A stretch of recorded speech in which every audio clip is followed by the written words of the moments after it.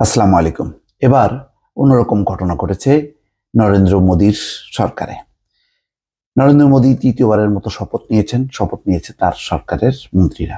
কিন্তু জানেন কতজন তার মন্ত্রিসভায় ঠাঁই পেয়েছে? এখন পর্যন্ত ৭২ জন। ধারণা করা হচ্ছে এই কলেবর হয়তো আরো বাড়তে পারে, কেননা শরিকদের মধ্যে ক্ষোভ আছে, বিজেপির মধ্যেও ক্ষোভ আছে। যাই হোক, প্রাথমিকভাবেই যেই কলেবর দাঁড়িয়েছে তার সংখ্যা হচ্ছে ৭২। এর আগে নরেন্দ্র মোদী সরকারের কলেবর এত বড় ছিল না, এর আগের টার্ম বা তার আগের টার্ম। এবার কেন? উত্তরটা খুব সহজ।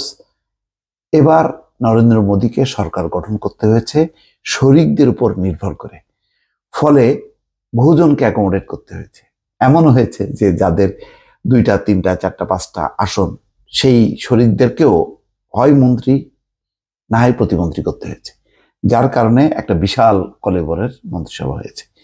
এটা খুব শক্তিশালী না যে সংখ্যাটা খুব বেশি হলো, এটা হচ্ছে একটা দুর্বল যখন সরকার হয় তখন তার যে লক্ষণগুলো, সেই লক্ষণগুলো কিন্তু আস্তে আস্তে স্পষ্ট হচ্ছে।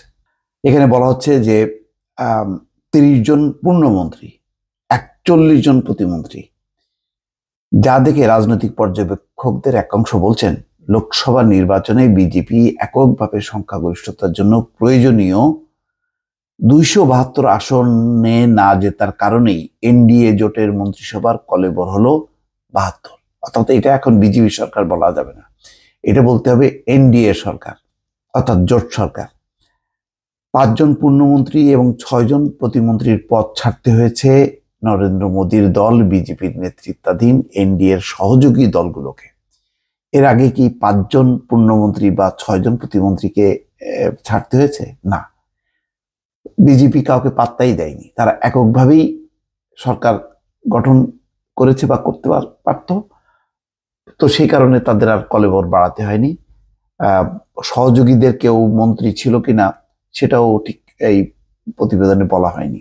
থাকলে হয়তো হাতে গোনা ১ জন ২ জন থাকতে পারে, কিন্তু এবার কিন্তু মোটামুটি শপথ নেওয়ার আগ পর্যন্ত শরিকরা দর কষাকষি করেছে এবং দর কষাকষির ফলে মন্ত্রিসভার কলেবর দাঁড়িয়েছে ৭২ জনে। এখানে বলা হচ্ছে যে ৫ জন পূর্ণমন্ত্রী, ৬ জন প্রতিমন্ত্রীর পদ ছাড়তে হয়েছে নরেন্দ্র মোদীর দল বিজেপি নেতৃত্বাধীন এনডিএর সহযোগী দলগুলোকে। তবে অজিত পাওয়ারের নেতৃত্বাধীন এনসিপির কেউ মন্ত্রী হিসেবে শপথ নেননি। তার মানে খেলা এখনো কিন্তু বাকি আছে। এই আরো হয়তো কিছু কিছু শরিক আছে, তাদের মান অভিমান আছে, ফলে তারা মানে এই দ্রুত সময়ের মধ্যে আর সম্ভব হয়নি। এরপরে হয়তো কলেবর বাড়াতে হতে পারে। পশ্চিমবঙ্গে যেমন প্রচন্ড ক্ষোভ আছে, সেখানে মানে ২ জনকে প্রতিমন্ত্রী করা হয়েছে, পূর্ণমন্ত্রী কেউ হয়নি। তো পশ্চিমবঙ্গের মতন একটা গুরুত্বপূর্ণ রাজ্য সেখানে অবহেলিত, ফলে সেই সব রাজ্য ক্ষোভ বিক্ষোভ আছে। এগুলি হয়তো আবার মন্ত্রিসভার কলেবর বাড়াতে হতে পারে বা আবার যেই কি বলে রদবদল ঘটাতে হতে পারে। প্রধানমন্ত্রী নরেন্দ্র মোদীর মন্ত্রিসভার সদস্য হিসেবে রোববার শপথ নেওয়া ৩০ জন পূর্ণমন্ত্রীর মধ্যে বিজেপির ২৫ জন। এদের মধ্যে গুজরাট থেকে নির্বাচিত রাজ্যসভা সাংসদ এস জয়শঙ্কর, শাকিন, তামিলনাড়ুর নির্মলা সীতারামন, হিমাচল প্রদেশের নেতা সর্বভারতীয় সভাপতি জেপি নাড্ডা রয়েছেন। আরও রয়েছেন রাজস্থানের অশ্বিনী বৈশ্য, পাঞ্জাবের হরদীপ সিং পুরী। লোকসভার সংসদদের মধ্যে উত্তরপ্রদেশের রাজনাথ সিং, গুজরাটের অমিত শাহ, মনসুখ মান্ডবীয়, সিআর পাটিল, মহারাষ্ট্রের নীতিন গডকরি, পীযূষ গোয়েল, আসামের সর্বানন্দ সোনোয়াল, কর্ণাটকের প্রহ্লাদ যোশী, হরিয়ানার মনোহরলাল খট্টর, উড়িষ্যার ধর্মেন্দ্র প্রধান, এরকম সব প্রদেশ থেকে অ্যাকোমোডেট করতে হয়েছে। তো সহযোগী যে ৫ পূর্ণমন্ত্রীর তালিকায় তেলেগু দেশম পার্টির টিডিপির কিঞ্জারাপু রামমোহন নাইডু, জনতা দলের ইউনাইটেডের রাজীব রঞ্জন সিংহ, জনতা দল সেকুলারের এইচডি কুমারস্বামী, লোক জনশক্তি পার্টির রামবিলাসের চিরাগ পাসওয়ান, হিন্দুস্তান আওয়ার মোর্চার জিতন রাম মাঝি রয়েছেন। এখন দেখা যাক এই সামনে আরো কলেবরটা বাড়াতে হয় কিনা।